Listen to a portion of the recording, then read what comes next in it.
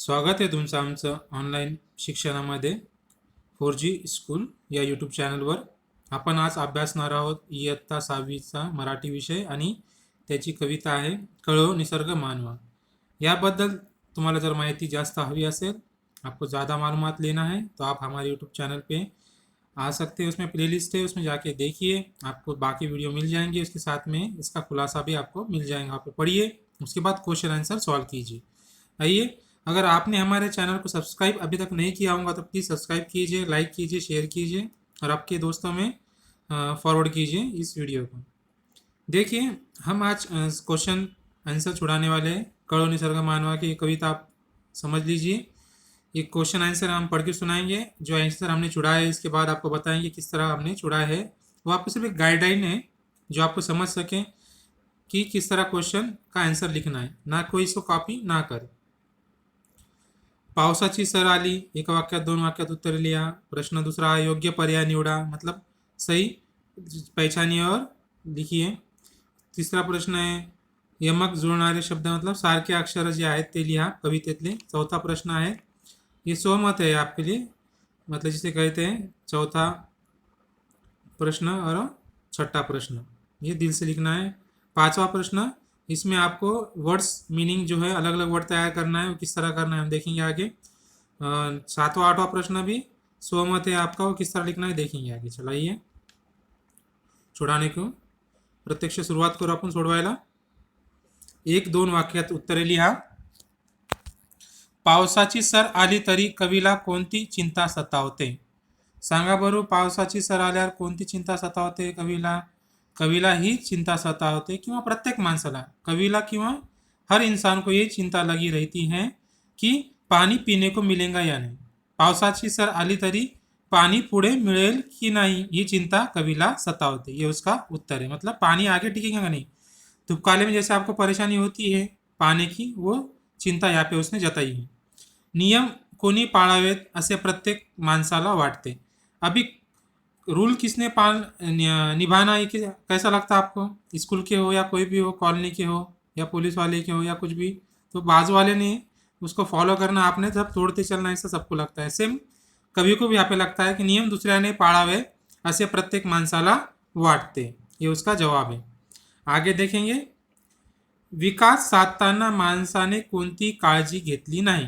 आप तरक्की पे जा रहे हो तो कोणती प्रिकॉशन या माणसाने घेतले नाही, ये यहाँ पे बताया है. आदमी ने कोणते प्रिकॉशन नहीं लिए समझाया यहाँ पे. विकास साधण्यासाठी कारखाने काढले, पण कारखान्यातील रसायने पाण्यामध्ये सोडून पाणी दूषित झाले याची काळजी माणसाने घेतली नाही. मतलब कारखाने खोले और उसका पानी जो गंदा है सीधा नदी नाले में छोड़ दिया, वो सीधा बड़े बड़े तालाब में गया और पूरा पानी गंदा हो गया, इसलिए उसने प्रिकॉशन नहीं लिया, ऐसे बताया. चौथा प्रश्न देखेंगे. नदी काठची घाण बघून कवीच्या काय लक्षात येते. नदी के आसपास जो किनारे पे जो घान होती है वो देख के क्या ख्याल में कवि क्या आता है, ऐसा पूछा गया है यहाँ पे. देखिए उसका जवाब, नदी काठची घाण बघून कोणालाही जाणीव नाही हे कवीच्या लक्षात है. किसको ही फिक्र नहीं है, ये उसको समझ में आता है. आइए नेक्स्ट देखते हैं. पर्याय नंबर 2. प्रश्न नंबर 2 पहा. योग्य पर्याय निवडा, है ना. इसमें से सही आपको पहचानना है और लिखना है. पहला क्वेश्चन है, पाण्यासाठी शुद्ध पाणी साऱ्या भूमीवर असावे. इसका सही जवाब कोणता होगा. इसका सही जवाब नंबर 3 है. सगळ्यांना पिण्यासाठी शुद्ध व स्वच्छ पाणी मिळावे. ठीक है. दूसरा क्वेश्चन है, कळो निसर्ग मानवा, ऐसा है. इसका सही जवाब देखिए, मानवाला निसर्ग समझावा, है ना. मतलब कड़ो निसर्ग मानवा मतलब इंसान को नेचुरल चीज़ें समझ में आनी चाहिए, ये यहाँ पे समझाया गया है.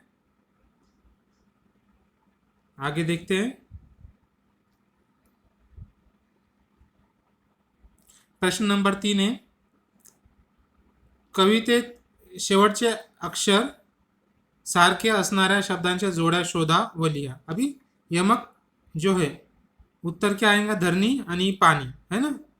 उसके बाद ज्याला त्याला, कारखाने रसायने, असावे यावे, ये उसके आंसर है सरी के आने वाले वर्ड के. देखिए आप नी ज्याला त्याला में आया है यहाँ पे, है ना, ला ला। कारखाने में ने है, असावे में वे, ये शब्द आया है यहाँ पे। उसके बाद देखेंगे क्वेश्चन नंबर 5, पुढी शब्दात लपलेले शब्द शोधा। मतलब इसमें छुपे वाले शब्द ढूंढिए। रसायने में रसा, साय, सार, साने ऐसा शब्द है ना। उदाहरणार्थ यहाँ पे भी दिया है। पर्यावरण देखिए अभी, पर्यावरण, पण, पर, वर, वन, रवा, रन, वरण। विकास में है विका आणि कास। त्याच्यानंतर राखायचा याच्यामध्ये आहे राखा, खारा, खाचा, चारा, चाखा, चाय, खायचा, चारायचा, हे त्याच्यामध्ये शब्द लपलेले आहेत। म्हणजे ते शब्दांची फोड करायची आपल्याला आणि त्याच्यापासून नवीन शब्द कसा तयार होतो हे तुम्हाला याच्यामध्ये दाखवायचं आहे। आलं लक्षात तुम्हाला? नवीन शब्द तुम्हाला शोधायचा, याचा अर्थ याच्यामध्ये आहे। नवीन शब्द तुम्ही तयार करून लिहू शकता। चला पुढचा प्रश्न पाहू। प्रश्न नंबर 4, या ठिकाणी पुढील ठिकाणी कोणते नियम पाळावे असे तुम्हाला वाटते? आपको खालील जो ठिकाने दिए हुए हैं वहाँ पे कौन थे रूल्स फॉलो किए जाए, नियम वो समझ में आना चाहिए। बस स्थानक, रस्त्यावरचा सिग्नल, वर्गातून मैदानावर जाताना, ये 3 चीज़ आपको बताने वाली है। चलो बस स्थानक के बारे में देखेंगे। अब बस स्थानक पे गए तो आप क्या देखते हो? वाटेत तिथे न थूकणे, मतलब जहाँ पे वहाँ पे रास्ते में ना थूकना। रांगेत उभे रहने, लाइन से खड़े रहना। शिस्त पाळणे, नियम पाळना। सामान व्यवस्थित संभालने, अगर सामान नहीं संभाला तो चोरी जाता तो उसको हिफाजत करना। सहप्रवाशांना सहकार्य करने, साथ में जो आपके प्रवास कर रहा है, सफ़र कर रहा है, उनको मदद करना। ये बस स्थानक में आपने करना चाहिए। दूसरा है रस्त्यावरचा सिग्नल। यहाँ पे क्या करना चाहिए आपने? रास्ते के ऊपर जब सिग्नल लगता है तो कौन सी खबरदारी करना चाहिए, कौन सी चीज़ आपने करना चाहिए? लाल सिग्नल असताना रस्ता न ओलांडणे। नंबर 2, हिरवा सिग्नल असताना जा ये करने, मतलब अगर ग्रीन सिग्नल स्टार्ट हुआ तभी आना जाना आपने करना चाहिए, वो पैदल वाले हो या गाड़ी चलने वाले हो। फुटपाथवरून चालणे, मतलब जो रास्ते से साइड से जो बनाने वाला होता है उसके ऊपर से ही चलना। डाव्या बाजूने चालने, हमेशा डावे साइड से आपने गाड़ी चलाना चाहिए और डावे साइड से पैदल चलना चाहिए, गाड़ी सिग्नल कुछ भी हो या फिर साइकिल हो आपकी। वाहतूक नियंत्रण पोलिसांना सहकार्य करावे, मतलब जो वहाँ पे पुलिस वाले होते हैं, ट्रैफिक वाले, उनको आप मदद करना चाहिए। अगर कोई एम्बुलेंस आती है, आपको उन्होंने सिग्नल ग्रीन होने के बाद भी रोक दिया तो आपने रुकना चाहिए, ये उनको सहकार्य हो सकता है। या कोई प्रॉब्लम हो गई, आपको बोले इधर से जाइए तो आप दूसरी तरफ से निकल जाना चाहिए, ये आप कर सकते हैं। आइए दूसरा क्या है, तीसरा नंबर पे देखेंगे। वर्गातून मैदानावर जाताना आप कोणते नियम आपने यहाँ पे पाळावे, कौन सी चीज़ आप पे करना चाहिए आपने?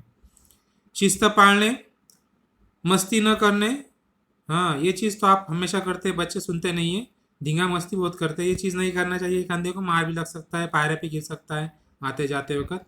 रांगेत जाने, मतलब लाइन से जाना चाहिए। मौन पाळणे, चुपचाप बाहर निकलना चाहिए क्लास के ऊपर, और क्योंकि और क्लास बाजू चल सकती है उसके बाद में, तो आप चुपचाप गए तो उनको डिस्टर्ब नहीं होगा। और शिक्षकांच्या सूचनाप्रमाणे वागणे, टीचर जो आपको सूचना करेगा उसके हिसाब से आपने काम करना चाहिए। आइए आगे देखते हैं क्वेश्चन नंबर 7, दैनंदिन जीवनात पाण्याचा उपयोग कशासाठी होतो ते सांगा। मतलब पानी का इस्तेमाल किस लिए होता है वो आपको बताना है। तो आइए देखते हैं। पाणी आंघोळ करण्यासाठी, पिण्यासाठी, कपडे धुण्यासाठी, घरकाम करण्यासाठी, परिसराची स्वच्छता राखण्यासाठी, आणि 6 नंबर संडास बाथरूम स्वच्छ ठेवण्यासाठी, आणि आपले घर परिसर आणि झाडांना देण्यासाठी पण पाण्याचा उपयोग होऊ शकतो, आणि रस्ते स्वच्छ करण्यासाठी पण तुम्ही करू शकतात। या पुढचा प्रश्न पाहू। पाण्याचा उपयोग वापर कसा करावा यासाठी तुम्ही कोणते उपाय सुचवाल? मतलब कौन सा आप बताएंगे, कौन सा आपको नियम है या कौन सा आप खबरदारी देंगे लोगों को, क्या नहीं करना चाहिए, क्या करना चाहिए? हवे तेवढे पाणीच वापरावे। नंबर 1, पाण्याची योग्य बचत करावी, पाणी बचाना चाहिए। गरज नसताना पाण्याचा साठा करू नये, पाणी वाया घालू नये, नळाची चावी घट्ट लावी, वॉटर रिसॉर्टमध्ये कृत्रिम पावसासाठी पाणी वापरू नये, है ना, ये आप कर सकते हो। तो आइए आगे देखते हैं। हे आपके उपक्रम तुमच्या परिसरातील रहिवासी पाण्यासाठी कशा कशामध्ये साठवतात, ते किती दिवस ठेवतात, त्या पाण्याचा वापर कसा करतात याविषयीची माहिती मिळवा व वहीत नोंदवा।